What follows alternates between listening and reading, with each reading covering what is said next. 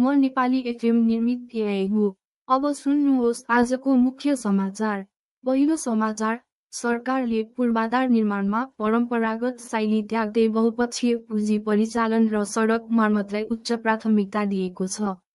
यसैगरी कर्मचारीको तलब आगामी आर्थिक वर्ष 2083 का मुनि 84 देखि 10% वृद्धि गरिएको छ।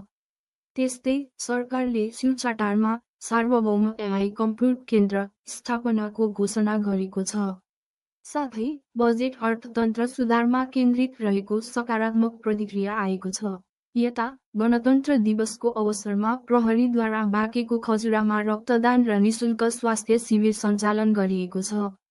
अर्को समाचार, सरकारले 21 खर्ब 24 अर्ब 34 करोडको बजेट प्रस्तुत गरेको छ।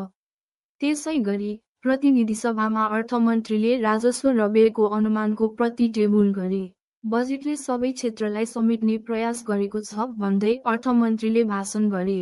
साथै प्रधानमन्त्री बालेन्द्र शाह बजेट प्रस्तुत कार्यक्रममा सहभागी थिए। अन्तमा सूचना तथा सञ्चार क्षेत्रका लागि 5 अर्ब 93 करोड बजेट विनियोजन गरिएको छ। विस्तृत समाचारका लागि जानुहोस् निरोम नेपाल.com।